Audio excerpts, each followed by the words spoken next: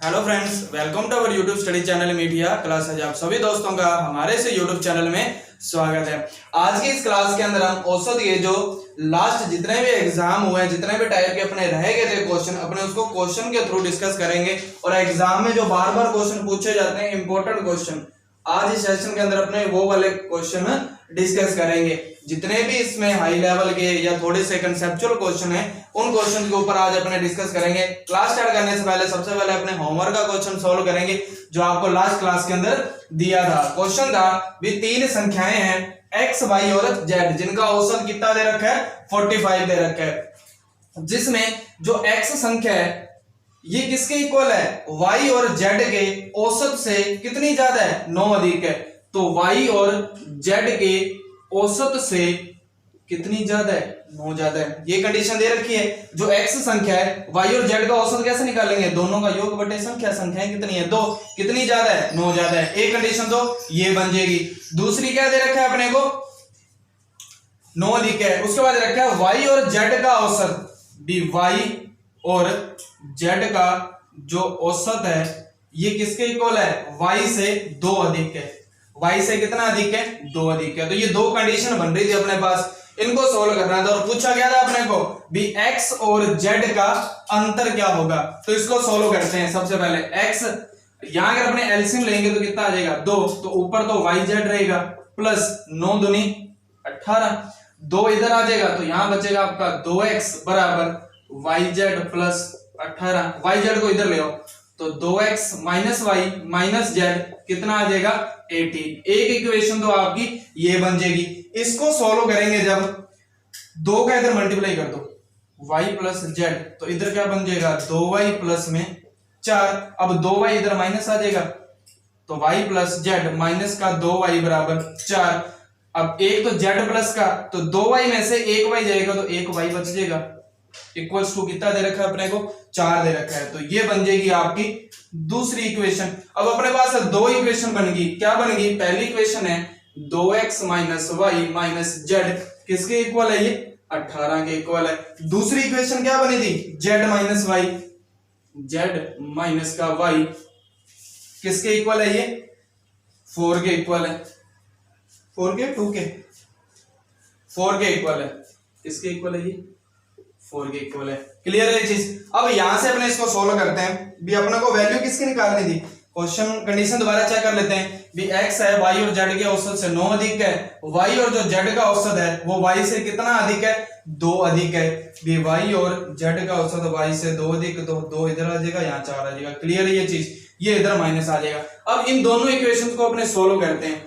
भी अपने को x और z चाहिए, खत्म किसको करना पड़ेगा, y को। तो y को खत्म करते हैं। तो देखो यहां से भी इस इक्वेशन को अगर अपने इसमें से इसको अपने घटा दें तो ये माइनस का हो जाएगा, ये साइन प्लस का हो जाएगा, और ये किसका हो जाएगा, आपका माइनस का हो जाएगा। अब देखो यहाँ पे y माइनस का और y प्लस का कैंसिल, बचेगा क्या, 2x माइनस का z, तो माइनस के कितने z हो गए, 2z। 18 में से 4 गए तो कितने बचेंगे, 14। कितने बचेंगे, 14। तो इनमें से कॉमन क्या आ रहा है आपका, 2 कॉमन आ रहा है। तो x माइनस जेड बचेगा 14। तो x माइनस जेड की वैल्यू निकालनी है, 2 का भाग दे दो। तो x और z का जो अंतर आएगा, यही तो पूछा था भी x और z का अंतर कितना आएगा, 7 आएगा। तो आपका आंसर कितना हो जाएगा, भी x और z का जो अंतर आएगा वो कितना आएगा, 7 आएगा। क्लियर है ये चीज। अब मूव करते हैं अपने आज की क्लास। आज की क्लास के अंदर अपने कुछ इंपॉर्टेंट क्वेश्चंस के बारे में डिस्कस करने जा रहे हैं। तो आप अंत तक इस सेक्शन के अंदर बने रहे, क्योंकि आज की क्लास आप सभी के लिए बहुत ही इंपॉर्टेंट होने वाली है, क्योंकि ये क्वेश्चन बार बार एग्जाम के अंदर पूछे जाते हैं। फर्स्ट क्वेश्चन है, जैसे फर्स्ट क्वेश्चन दे रखा है, एक कक्षा दे रखी है जिसमें टोटल विद्यार्थी हैं 100, जिसमें टोटल कितने विद्यार्थी हैं, 100 विद्यार्थी हैं। इन सभी विद्यार्थियों के जो औसत प्राप्तांक हैं, इन सभी विद्यार्थियों के औसत नंबर मान लो, सभी विद्यार्थियों का औसत कितना है, 65 है। सभी विद्यार्थियों का औसत कितना है, 65। और कुछ विद्यार्थी पास हुए, उन पास विद्यार्थियों का औसत दे रखा है अपने को 80, और कुछ विद्यार्थी फेल हुए और इन फेल का औसत दे रखा है अपने को, इन फेल का औसत कितना दे रखा है, 55। तो अपनों से पूछा है फेल विद्यार्थियों की संख्या क्या है, क्वेश्चन पूछा है भी फेल विद्यार्थियों की संख्या कितनी है। क्वेश्चन ये पूछा है, टोटल 100 विद्यार्थी, सभी विद्यार्थियों का औसत कितना है 65। अब इसमें से कुछ पास हुए हैं तो पास का औसत 80 है और फेल हुए हैं, फेल का औसत कितना है 55 है। तो आपसे पूछा है कक्षा में कितने विद्यार्थी फेल हुए। तो अपने इस क्वेश्चन को जो सीखेंगे वो अपने सीखेंगे मिक्सचर वाले कंसेप्ट से। भी कुछ विद्यार्थी पास हुए हैं तो पास का औसत ले लेंगे, इधर फेल का ले लेंगे, इधर पूरी कक्षा का आ जाएगा। यही तो करते हैं, इधर क्या आ जाएगा पूरी कक्षा का आ जाएगा। तो रखो पास का औसत कितना है 80 है, फेल का औसत कितना है 55 है और पूरी कक्षा का औसत कितना है 65 है। अब यहां जो अनुपात बनेगा ये इनकी संख्या का बनेगा। तो कितना बनेगा, इन दोनों का अंतर कितना है 80 में से 65 जाएंगे तो कितने बचेंगे 15 और इन दोनों का अंतर कितना है 10। तो 5 दूनी 10, 5 दिए 15। तो ये इनका अनुपात गया। अब ये है पास वाले और ये कितने फेल वालों की संख्या का अनुपात। अब टोटल कितने हैं 2 और 3 5। तो टोटल 5 अनुपात है, मतलब पास के 2 अनुपात है, फेल के 3 है। तो पास और फेल के टोटल कितने हैं 5 और टोटल विद्यार्थी कितने हैं आपके 100। तो 1 अनुपात की वैल्यू कितनी आ जाएगी 20। तो 2 अनुपात की वैल्यू 40, 3 अनुपात की वैल्यू 60। यानी कि टोटल विद्यार्थी थे 100 जिसमें से पास तो हैं 40 और फेल कितने हैं 60 हैं। क्लियर है ये चीज। तो ये चीज को आप सभी ने ध्यान रखना है। टोटल विद्यार्थी थे 100 जिसमें से पास तो होंगे 40 और फेल कितने होंगे 60। तो आपसे पूछा था कक्षा में फेल विद्यार्थियों की संख्या कितनी है, तो फेल विद्यार्थियों की संख्या कितनी आ जाएगी 60 आ जाएगी। क्लियर है चीज। बाकी जो मिक्सचर का कंसेप्ट है, इसका जो कंसेप्ट है मिश्रण वाला, ये अपने जब मिश्रण वाला चैप्टर करेंगे ना तो उसके अंदर ये थोड़ा ज्यादा क्लियर हो जाएगा। क्लियर है ये चीज। मूव करते हैं अपने नेक्स्ट क्वेश्चन की तरफ। नेक्स्ट क्वेश्चन क्या है आपका, अगर ऐसे ही अपने एक और क्वेश्चन देखें, ऐसे ही एक और क्वेश्चन देख लें इसी कंसेप्ट से भी। एक बॉक्स है उसमें टोटल 10 बॉल दे रखी हैं। उसमें टोटल कितनी बॉल है 10 बॉल हैं जो कि रेड और व्हाइट कलर की हैं, लाल और सफेद कलर की टोटल 10 बॉल हैं। टोटल कितनी बॉल हैं 10 बॉल हैं और इन 10 बॉलों का जो औसत मूल्य है, इन 10 बॉलों का जो औसत मूल्य है वो दे रखा है आपको 28 रुपए। इन 10 बॉलों का औसत मूल्य कितना है 28 रुपए। जबकि जो लाल यानी कि रेड बॉल है इनका जो औसत मूल्य है, इनका जो औसत मूल्य है ये दे रखा है अपने को 25 रुपए।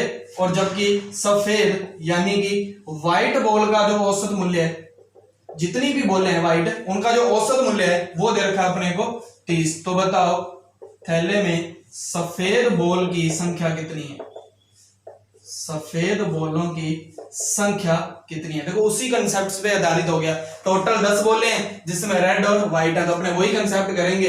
एक साइड लाल है और एक साइड क्या है आपकी सफेद बॉल है। तो लाल बॉल का औसत मूल्य कितना है 25 रुपए, ठीक है, और सफेद बॉलों का औसत मूल्य कितना है 30 रुपए। इन दोनों को मिक्स करेंगे तो सभी का औसत मूल्य कितना है 28 रुपए। मिश्रण ही तो कर रहे हैं 28। अब इन दोनों का अंतर कितना आ जाएगा 3 और इन दोनों का अंतर कितना आ जाएगा 2। तो सफेद और लाल का जो लाल और सफेद का जो संख्याओं का अनुपात बनेगा कितना बनेगा 2:3। तो टोटल कितने अनुपात हो गए 5। तो टोटल बोलने कितनी है 10। तो 1 अनुपात की वैल्यू 2, तो 2 अनुपात की वैल्यू 4 है, 3 की वैल्यू कितनी है 6। मतलब इस थैले या बॉक्स में सफेद बॉलों की संख्या तो 6 है और लाल बॉलों की संख्या कितनी है 4 है। तो ये तो पूछा था सफेद बॉलों की संख्या कितनी है 6 है। क्लियर है चीज। तो ये वाला कंसेप्ट अपने को ध्यान रखना है। बाकी जब मिश्रण करेंगे तब ये वाला चैप्टर पूरा आपका क्लियर हो जाएगा। अब बात करते हैं नेक्स्ट टाइप का क्वेश्चन। नेक्स्ट दे रखा अपने को भी एक छात्रावास है। नेक्स्ट क्वेश्चन है एक छात्रावास है जिसमें 35 छात्र हैं। एक छात्रावास है जिसमें कितने छात्र हैं 35 छात्र हैं। क्या कह रहे हैं 7 नए छात्र शामिल करने पर, 7 नए छात्र शामिल करने पर प्रतिदिन खर्च में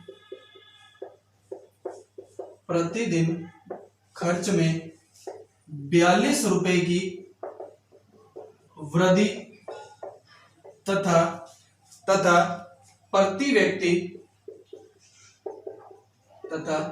प्रति व्यक्ति औसत खर्च में तथा प्रति व्यक्ति औसत खर्च में 1 रुपए की कमी आ जाती है।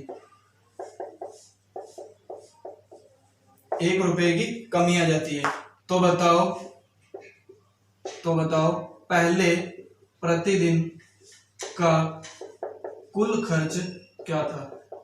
तो बताओ पहले प्रतिदिन का कुल खर्च क्या था? क्वेश्चन देखो, एक छात्रावास में 35 छात्र थे, क्लियर है। उसके बाद क्या कह रहा है कि 7 नए छात्र शामिल करने पर प्रतिदिन खर्च में 42 रुपए की वृद्धि तथा प्रति व्यक्ति औसत खर्च में कितने की कमी आ रही है? 1 रुपए की कमी आ रही है। तो बताओ पहले प्रतिदिन का कुल खर्च क्या था? अब देखो, एक साइड तो अपने को इनकी संख्या दे रखी है ना, और एक साइड इनके प्रतिदिन औसत की बात हो रही है, प्रति व्यक्ति औसत, प्रति व्यक्ति औसत, और अपने निकालेंगे प्रतिदिन का कुल खर्च, प्रतिदिन का कुल खर्च। जैसे पहले संख्या कितनी थी? 35। अब पहले प्रति व्यक्ति औसत कितना था अपने को नहीं पता, तो कितना मान लेंगे? अपने x मान लेंगे। तो इन दोनों का जो मल्टीप्लाई होएगा तो ये अपने प्रतिदिन का कुल खर्च आ जाएगा। मतलब पहले प्रति व्यक्ति मान लो, प्रति व्यक्ति का औसत मान लो 2 रुपए, 2 रुपए, तो 35 छात्रों का प्रतिदिन का कुल खर्च कितना आ जाएगा? 35 × 2 70 हो जाएगा। अब अपने को यहाँ संख्या नहीं पता, तो अपने यहाँ क्या लेके चलेंगे? x लेके चलेंगे, ठीक है। अब क्या कह रहा है? 7 नए छात्र शामिल कर दिए, ये तो है पहले की कंडीशन। अब की कंडीशन क्या है? 7 और शामिल कर दिए, तो अब छात्र कितने हो गए? 42। अब छात्र कितने हो गए? 42। जैसे किया भी औसत खर्च में कितने की कमी आ गई? प्रति व्यक्ति का जो औसत खर्च है इसमें कितने की कमी आई है? 1। मतलब पहले था x, अब x ना रह के कितना रह गया? x - 1 रह गया, क्योंकि पहले प्रति व्यक्ति औसत था x, अब उसमें 1 की कमी आ गई, तो कितना रह जाएगा? x - 1। अब प्रतिदिन कुल खर्च निकालेंगे तो इन दोनों का मल्टीप्लाई, यानी कि 42x - 42, 42 का इसके साथ मल्टीप्लाई हो जाएगा, तो 42x - 42। अब ये थी पहले की कंडीशन, मतलब पहले होता था 35x खर्च, अब कितना हो रहा है खर्च? 42x - 42। बट एक चीज हो रही है, जैसे ही नए छात्र शामिल किए ना, प्रतिदिन खर्च में 42 रुपए की क्या हुई है? वृद्धि हुई है। मतलब पहले इतना होता था, अब इतना होता है, तो इन दोनों का जो अंतर है वो अपने को कितना दे रखा है? 42 रुपए दे रखा है, क्योंकि जैसे ही नए छात्र शामिल किए प्रतिदिन खर्च में क्या हुई है? वृद्धि। मतलब पहले मेरे 70 होते थे, अब मेरे 70 × 42, 70 + 42 कितना हो गया? 142। तो मतलब मेरे 42 रुपए की क्या हुई है? वृद्धि हुई है। तो मतलब जो प्रतिदिन के कुल खर्च का अंतर आ रहा है वो मेरा अंतर कितना दे रखा है? 42 ही तो दे रखा है। तो लिखो 42x - 42, ये अब है, पहले का था 35x, तो इन दोनों का जो अंतर दे रखा है वो अपने को कितना दे रखा है? 42 दे रखा है। तो इसको कैसे सोल्व करेंगे?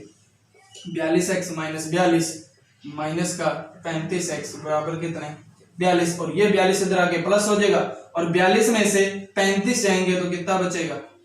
7x बराबर, ये 42 आगे इधर प्लस हो जाएगा, तो 42 + 42, तो 7x बराबर 84। तो x की वैल्यू 84/7 यानी कि 12। तो x की वैल्यू 12 आ गई। मतलब जो प्रति व्यक्ति औसत पहले कितना था? 12 है, अब 12 - 1 यानी कि अब कितना है? 11 है। अब अपनों से ये नहीं पूछा, अपनों से क्या पूछा है? भी पहले प्रतिदिन का कुल खर्च क्या था? तो पहले प्रतिदिन का कुल खर्च कितना है? 35x। तो 35x की वैल्यू निकालनी थी, तो 35 × 12, ये आपका क्या आ जाएगा? कुल खर्च आ जाएगा। तो कितना आ जाएगा? ये 35 × 12 करना है, तो यानी कि 70, 35, यह आ जाएगा आपका 420। तो यानी कि पहले का जो प्रतिदिन का कुल खर्च था वो आपका कितना था? 420 रुपए था। क्लियर है ये चीज? तो ये क्वेश्चन काफी इंपॉर्टेंट है एग्जाम के पॉइंट ऑफ व्यू से, क्योंकि इस क्वेश्चन के अंदर हल्का सा कंसेप्ट चल रहा है, जो अपने को ये वाली चीज अज्यूम करनी थी ना, ये अपने को कंसेप्ट यहाँ पे लेके चलना था, नहीं तो अपने को पता नहीं चलना था ये क्वेश्चन स्टार्ट कैसे करना है। क्लियर है ये चीज? तो ऐसे क्वेश्चन आपको बुक्स के अंदर और मिल जाएंगे, बट आपने कंसेप्ट ध्यान रखना है भी क्वेश्चन को सोल्व कैसे करना है। अब वो करते हैं अपने नेक्स्ट क्वेश्चन की तरफ। नेक्स्ट क्वेश्चन क्या था जो एग्जाम के अंदर पूछा गया था?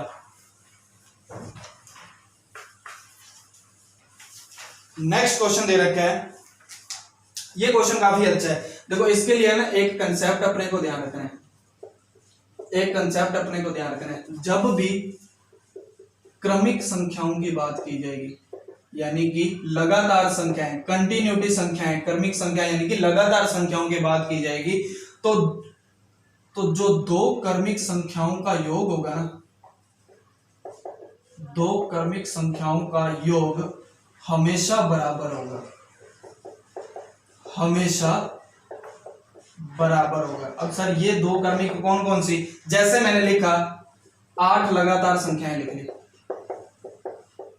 8 लगातार क्रमिक संख्याएं लिख दी, तो एक चीज यहां पे नोट करो, इसका और इसका सम कितना है 9, 2 और 7 इन दोनों का सम भी कितना है 9, 3 और 6 इनका भी कितना है 9, 4 और 5 इनका भी कितना है 9। मतलब आप कितनी भी क्रमिक संख्याएं ले लो, चाहे आप 10 ले लो, और इनका जब सम अपने चेक करेंगे ना तो सम हमेशा क्या रहने वाला है, सेम रहने वाला है। अब इसी कंसेप्ट के ऊपर ना एक क्वेश्चन पूछा जाता है एग्जाम में, और काफी अच्छा क्वेश्चन पूछा जाता है। कैसे, जैसे मैंने एक क्वेश्चन दिया, भी 8 क्रमिक संख्याएं दी गई है, 8 क्रमिक संख्याएं दी गई हैं, जिसमें मध्य की दो संख्याओं का योग, मध्य की दो संख्याओं का योग आपको दे रखा है 6। तो बताओ सभी क्रमिक 8 संख्याओं का योग क्या होगा। तो बताओ सभी 8 क्रमिक संख्याओं का योग क्या होगा। अब देखो क्वेश्चन में एक हल्का सा लॉजिक है। कैसे, 8 संख्याएं हैं क्रमिक, कोई भी हो सकती हैं, अपने को तो नहीं पता भी ये 8 कौन सी है, बट उसने एक चीज देगी, जो मध्य की दो संख्याएं हैं ना इनका योग कितना है 8। अब मध्य की दो संख्याएं कौन सी हैं, यही है, 3 इधर है 3 इधर है, मतलब इन दोनों का सम कितना है 6 है। और अपने को पता है जब भी अपने क्रमिक की बात करते हैं सबका टोटल क्या रहता है, सेम रहता है, मतलब इन दोनों का टोटल भी कितना रहेगा 6, और इन दोनों का टोटल भी कितना रहेगा 6, और इन दोनों का टोटल भी कितना रहेगा 6। तो मतलब सभी का 8 का टोटल कितना बन जाएगा 6, 12, 18 और 24। तो सभी इन 8 क्रमिक संख्याओं का जो योग आएगा वो योग कितना आ जाएगा 24 आ जाएगा। क्वेश्चन बहुत ही इंपॉर्टेंट है, क्योंकि अपने को पता ही नहीं चलता सर 8 क्रमिक संख्याएं कौन सी लेनी है, बट इसके अंदर एक लॉजिक रहता है। आप कोई भी संख्याएं ले लो, अगर मैं बोलूंगा आप जरूरी नहीं है सर 1 से स्टार्ट करनी है, आप कहीं से स्टार्ट कर सकते हो। मैंने मान लो 3 से स्टार्ट कर दी है, मान लो ये लिख लिया मैंने 3 3 6। अब इनका भी आप चेक कर सकते हो, देखो इन दोनों का टोटल कितना है 11, इन दोनों का टोटल कितना है 11, तो इन दोनों का टोटल कितना है 11, यानी कि क्रमिक लगातार संख्याएं हैं। तो अपने जब भी इनके पेयर बनाएंगे ना तो इनका जो टोटल रहने वाला है क्या रहने वाला है, सेम। वही तो बात की गई है, 8 क्रमिक संख्याएं कोई भी हो सकती हैं, मध्य की 2 का टोटल 6 है, तो इनका टोटल भी 6, इनका टोटल भी 6, इनका टोटल भी 6, तो 8 का टोटल चेक करना था, तो टोटल कितना बनेगा 24 बनेगा। क्लियर है चीज, तो ये वाला कंसेप्ट भी आप सभी ने ध्यान रखना है। मूव करते हैं अपने नेक्स्ट कंसेप्ट की तरफ। इंपॉर्टेंट क्वेश्चन क्या बनता है, और एक क्वेश्चन दे रखा है अपने को भी n संख्याओं का, क्या कह रहा है भी n संख्याओं का औसत, n संख्याओं का औसत है x, n संख्याओं का औसत कितना दे रखा है अपने को x दे रखा है। क्या कह रहा है, यदि दो संख्याओं में से प्रत्येक में से 36 घटा दें, मतलब 36 कम कर दें, तो नया औसत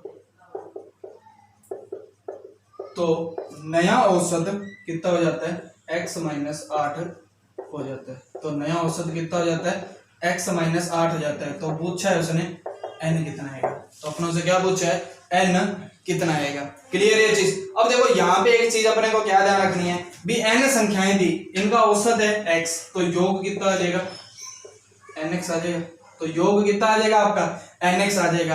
अब क्या कह रहा है भी इनमें से दो संख्याएं हैं, प्रत्येक में से 36 घटा दिया, तो पहली में से 36 दूसरी में से 36, मतलब योग में कितने की कमी आ गई, ये पहले का योग है, पहले योग कितने nx, अब योग कितना रह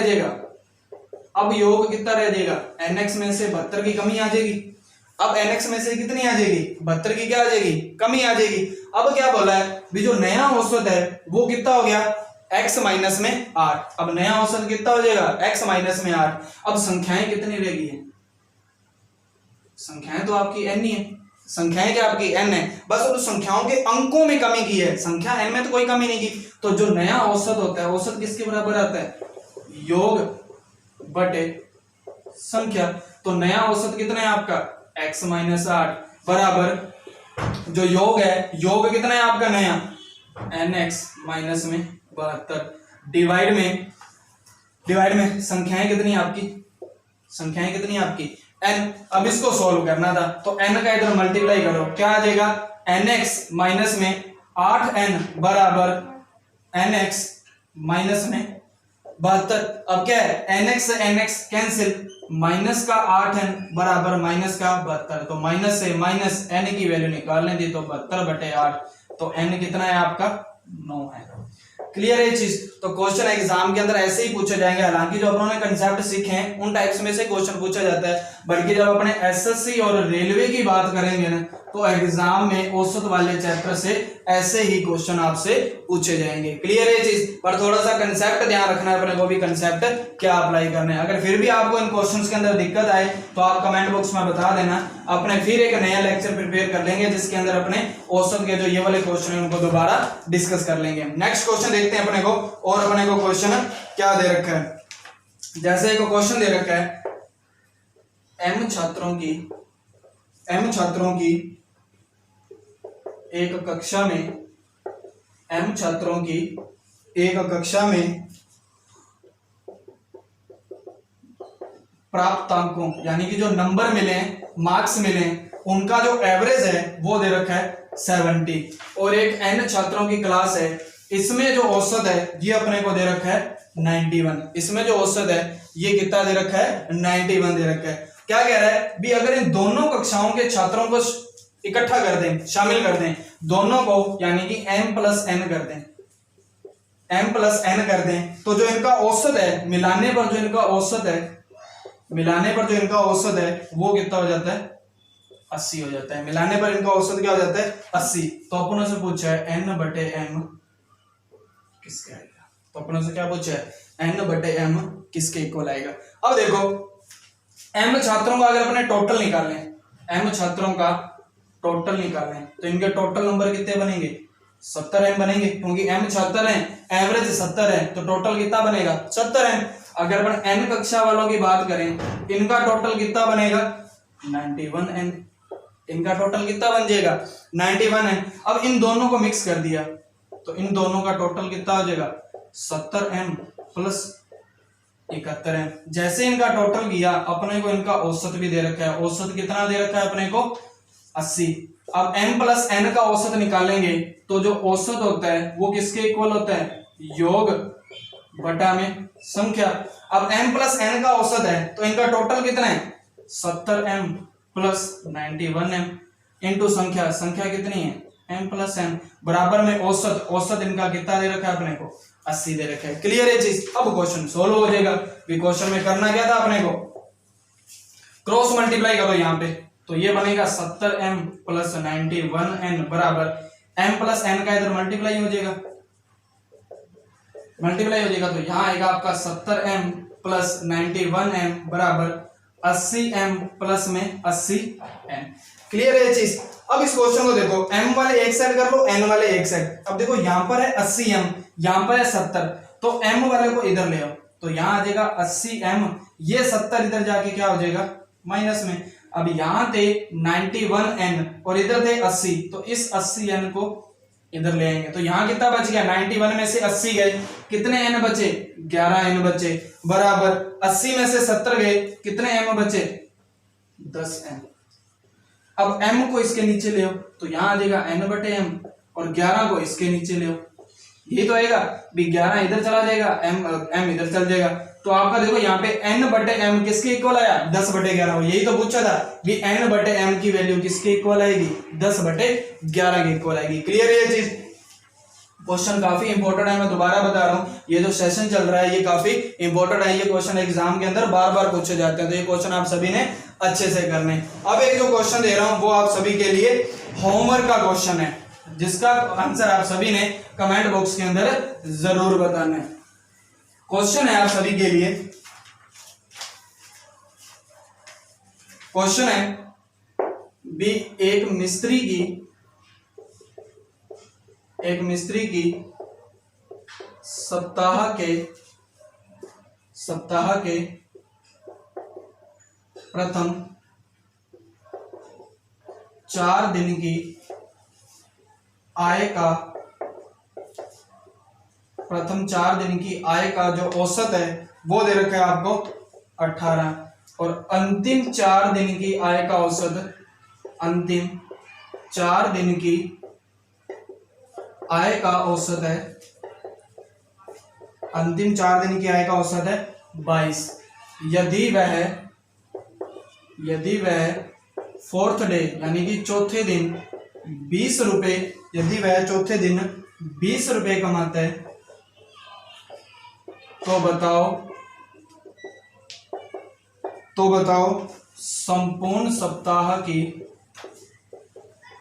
उसकी संपूर्ण सप्ताह की आय का औसत क्या होगा।